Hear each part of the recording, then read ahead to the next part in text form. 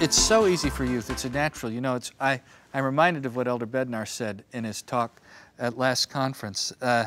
He said, in speaking to the youth, he said, your fingers have been trained to text and tweet and accelerate in advance of the work of the Lord, not just to communicate quickly with your friends. Mm-hmm. And so he says to parents and adults, the youth can offer to older individuals who are uncomfortable with or intimidated by technology the opportunity to help them. So he says to parents, you will also count your many blessings as young people devote more time to family history work and temple service and less time to video games, surfing the internet, and just Facebooking without a purpose. Yeah.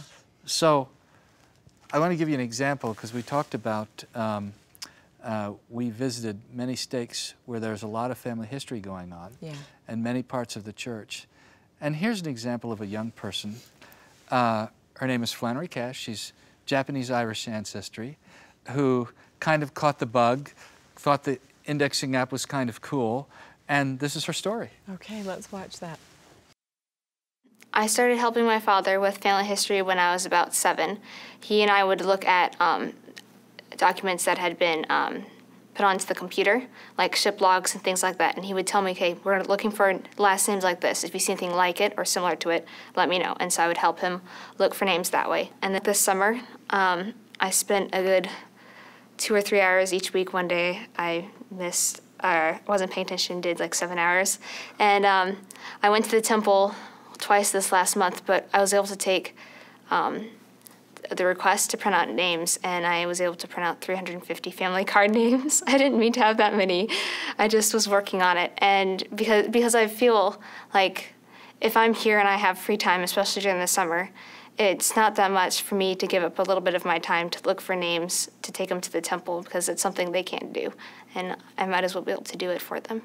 Well, I tell them it's important to me because I love my family, and I know how important it is to me to be able to be with my future spouse or with my parents and siblings. So I know that if I can do the work for someone else and help them out, I'm sure that would make them feel much better being able to be sealed to their families forever.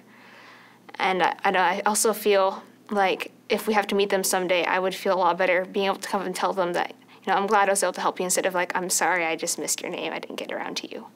If you have someone who can tell you, or you have somewhere written down family stories, you can go back and look at things and find out, oh, hey, Aunt Mary liked to lick her fingers after cooking because it was covered in flour too. I'm not just the only weird one.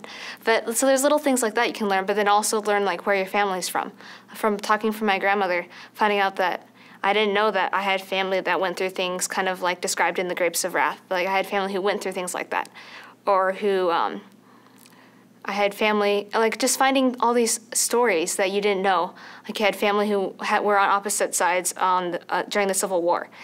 But then also doing this, I think about a lot how I'm helping these people who are children of God, and if they're children of God, then so am I. And if Heavenly Father is makes this so easy for us to do, if this is something really important to Him, then it should be important to me too.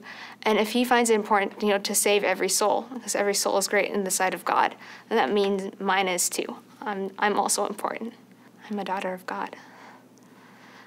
I know as we go to the temple and continue to do work for them, for the people who have already passed on, that's a blessing to them since they physically can't do that themselves, and they're dependent on us to do that. But then at the same time, going to the temple can help family on this side of the veil, because I know that it brings happiness and peace into your home. I don't want to let them down by saying, oh, I decided to spend my time doing something else. And I easily could have been doing that and brought them so much happiness, bringing them the gospel. And it's not that hard to do.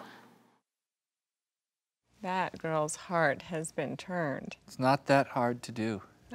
From a 16-year-old girl. 16 years old. By the way, Central Illinois, that's her temple. Nauvoo Temple, it's her temple. Mm-hmm. Isn't that amazing? That's fantastic. Now, 350 cards is extreme. That puts her in the top 10% of the church.